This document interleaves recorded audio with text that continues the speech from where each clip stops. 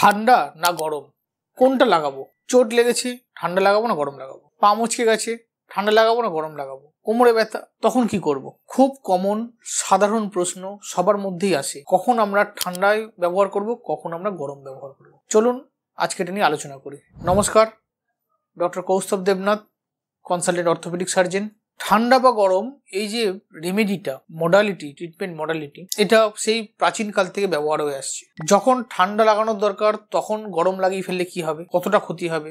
গরমের যখন দরকার ঠান্ডা লাগালে তাতে কি হবে? এগুলো খুবই স্বাভাবিক প্রশ্ন। তো সেইটার উত্তর খুঁজতে গেলে আগে আমাদের বুঝতে হবে এটা কাজ কিভাবে করে। যখনই শরীরের কোনো অংশে ঠান্ডা লাগানো হচ্ছে, বরফ বা ঠান্ডা জল লাগানো হচ্ছে, সেখানে ভ্যাসো কনস্ট্রিকশন হয়, মানে রক্ত চলাচল কমে যায়, ফলে সেই অংশের ফোলা কমে যায়, অক্সিজেন সাপ্লাই কিছুটা কমে যায়। ঠিক উল্টোটা হয় যখন আমরা গরম লাগাই, সেখানকে যে মাসল বা টিস্যুগুলো আছে সেখানে ভ্যাসো ডাইলেশন হয়, রক্ত বেশি বেশি করে প্রবাহিত হয়, বেশি পরিমাণে অক্সিজেন যায়, মাসল থাকলে সেগুলো রিল্যাক্স হয়। এটাই বেসিক জিনিস। তাহলে এখান থেকে আমরা নিজেদের বুদ্ধি লাগিয়ে যদি ভাবি, যখন আমাদের একটা গোড়ালি মচকে গেল বা একটা হাঁটুতে চোট লাগলো, সেইখানটা যদি ফুলে গেল, তার উপরে আমি গরম লাগালাম, তাহলে কি হবে? তাহলে ফোলা জায়গাটা রক্ত প্রবাহ আরো বেড়ে যাবে, আরো ফুলে যাবে। কিন্তু যদি ঠান্ডা লাগাতাম তাহলে ধীরে ধীরে ফোলাটা কিছুটা কমতো।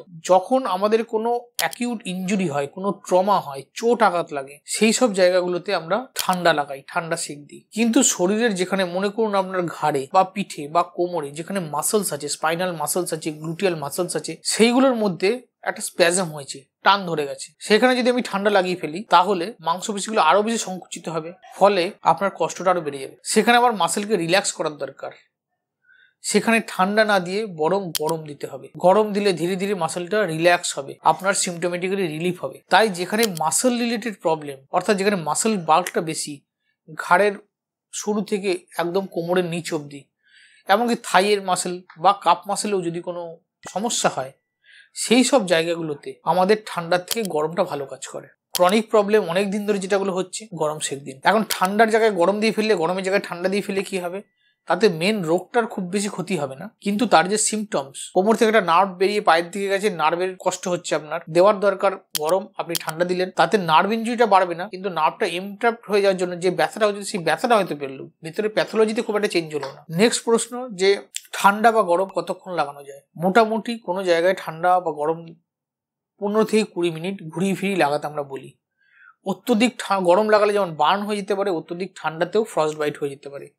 তাই অত্যধিক কোনোটাই ভালো নয়। ডাইরেক্ট আইস দেবেন না, আইসটাকে একটা কাপড়ের মধ্যে একবার জড়িয়ে নিয়ে আলতো করে লাগান, ঘষাঘষি বা রাব করা বা মাসাজ করার দরকার নেই, জেন্টেল অ্যাপ্লাই করুন। গরমের ক্ষেত্রে আরেকটি প্রশ্ন অনেকে করেন যে ভেজা গরম না শুকনো গরম, কোনটা? দুটো গরমই সমান কাজ করবে, তবে দেখা গেছে ময়েস্ট হিট বা ভেজা গরম অনেক ডিপ অবধি পৌঁছায়।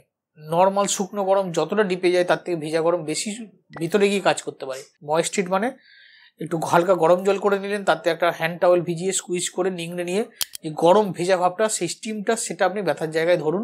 ঠান্ডা না গরম সেক, কোনটা কখন লাগবে, কিভাবে লাগাবেন, তার উপর একটা ধারণা দেওয়ার চেষ্টা আমি করলাম আজকে।